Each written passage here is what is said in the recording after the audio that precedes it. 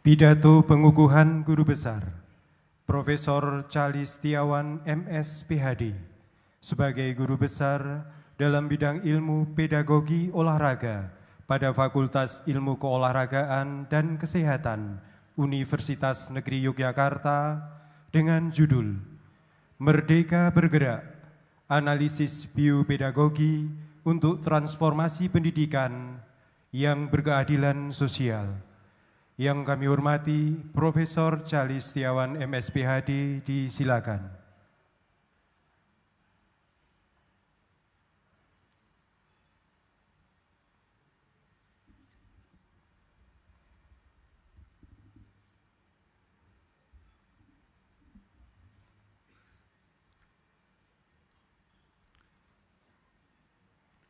Assalamualaikum warahmatullahi wabarakatuh. Yang terhormat Ngerso Dalem Sri Sultan Hamengkubuwono ke-10, yang saya hormati Rektor Universitas Negeri Yogyakarta, Profesor Dr. Sumaryanto MKes Aivo, Ketua Senat Akademik Universitas Negeri Yogyakarta, dan Bapak Ibu hadirin keluarga dan para tamu undangan yang saya muliakan. Izinkan saya menyampaikan pidato pengukuhan guru besar dengan judul Merdeka Bergerak, Analisis Biopedagogi untuk Transformasi Pendidikan Jasmani yang Berkeadilan Sosial. Hadirin yang saya muliakan, pendidikan jasmani yang jamak kita kenal sebagai pelajaran olahraga di sekolah pada dasarnya bertujuan sebagai pembelajaran peserta didik, yakni belajar tentang dan melalui gerak. Dalam mata pelajaran ini, peserta didik mengembangkan pengetahuan, pemahaman, dan keterampilan yang akan menjadi disposisi penting untuk merdeka bergerak dan pada akhirnya menikmati gerak sepanjang hayat mereka. Dalam wacana pendidikan saat ini, disinilah titik jumpa esensi pendidikan jasmani sebagai pembelajaran dengan merdeka belajar sebagai gimmick wacana kebijakan. Dengan kata lain, pendidikan jasmani bertujuan untuk memfasilitasi merdeka bergerak. Aksentuasi merdeka bergerak adalah dalam pembelajaran jasmani pada hakikatnya adalah keadilan sosial. Pandangan ini penting karena kemerdekaan bergerak artinya merdeka dari relasi kuasa yang tidak setara. Pada titik ini, analisis biopedagogi menawarkan ketajaman dalam menelaah bagaimana relasi kuasa beroperasi dalam menciderai merdeka bergerak. Istilah biopedagogi terdiri dari unsur bio dan pedagogi yang secara umum dapat dimaknai sebagai tindakan instruksional terhadap kehidupan. Biopedagogi adalah teknik untuk meregulasi dan mendisiplinkan tubuh atas nama kesehatan dan keberlangsungan hidup melalui praktek mengajar. Biopedagogi diartikulasikan melalui pembelajaran tentang bagaimana anak-anak kita hidup, bagaimana mereka makan, apa yang mereka makan, seberapa banyak yang harus dimakan, bagaimana bergerak, dan seberapa banyak mereka bergerak. Hadirin yang berbahagia, analisis biopedagogi dalam kajian kurikulum mengkritisi bagaimana sistem dan praktek pendidikan terkait dengan aktivitas fisik justru memberi kontribusi pada regulasi, normalisasi, dan disiplin tubuh. Sistem dan praktek tersebut bukanlah sesuatu yang netral, tetapi dipengaruhi oleh norma dan ekspektasi masyarakat terkait dengan bentuk tubuh tertentu dan level kemampuan fisik. Mengapa perspektif ini penting untuk dieksplorasi terkait dengan peluangnya dalam membatasi merdeka bergerak? Karena pendekatan biopedagogi yang kritis mempersoalkan potensi kurikulum pendidikan jasmani dalam melahirkan kesehatanisme atau healthism. Kesehatanisme merupakan suatu konsep untuk mengulik fokus yang terlalu berlebihan dan eksesif terhadap kesehatan personal, diri sendiri, dan well-being, sampai pada titik di mana hal ini menjelma menjadi kewajiban moral dan simbol status. Peran kurikulum pendidikan jasmani sebagai bagian dari promosi perilaku kesehatan tentu saja relevan dan strategis. Problemnya adalah potensinya untuk tergelincir ke dalam kesehatanisme di mana praktek pedagoginya justru mendidik anak untuk fokus secara eksklusif terhadap kesehatan personal. Fokus yang terlalu sempit ini akan menumpulkan identifikasi faktor sistemik di mana capaian kesehatan bisa jadi juga dipengaruhi oleh ketidakadilan kesehatan yang terstruktur. Gerak yang diharapkan memberi kontribusi pada merdeka sehat yang holistik justru dipenjara oleh kesibukan diri mengurusi kesehatan personal. Selain itu, kerangka kerja biopedagogi juga memperhatikan praktek-praktek pembelajaran yang opresif dan berbasis norma eksklusivitas.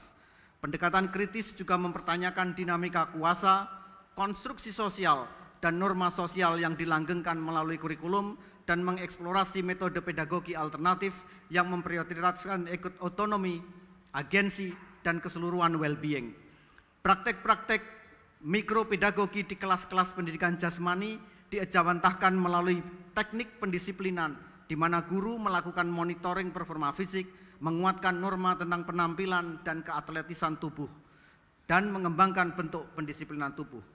Selanjutnya, analisis biopedagogi juga menguji relasi kuasa dalam konteks pembelajarannya, termasuk di dalamnya adalah otoritas guru, hierarki yang tidak setara di kalangan para peserta didik, dan potensi eksklusi, diskriminasi, atau perlakuan tidak adil berdasarkan kemampuan fisik, gender, atau faktor-faktor lainnya.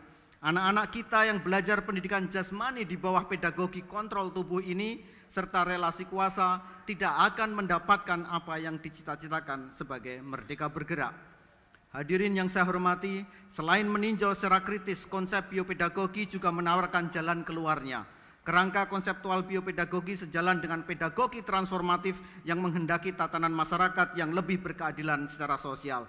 Pendidik akan mengembangkan aspirasi untuk menciptakan lingkungan belajar yang lebih inklusif, memberdayakan dan memerdekakan peserta didik.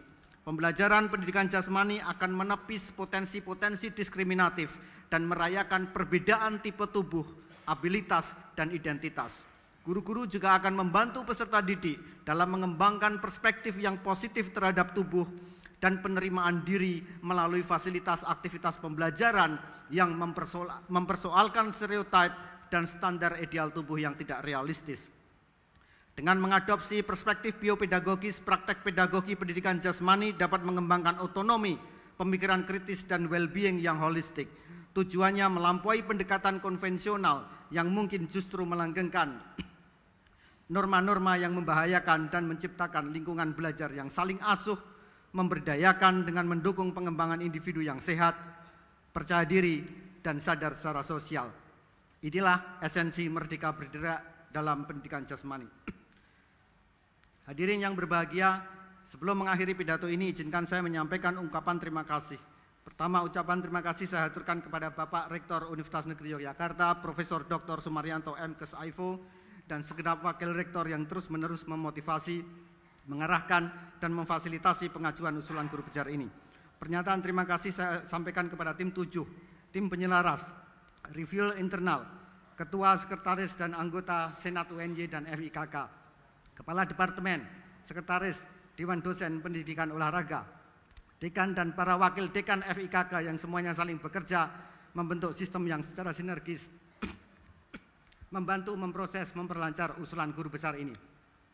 Terima kasih untuk para pendidik yang telah melukiskan perjalanan pembelajaran saya, kepada guru-guru SD, SMP, SMA, serta dosen-dosen di Universitas Negeri Yogyakarta, State University of New York at Albany, and University of Northern Colorado.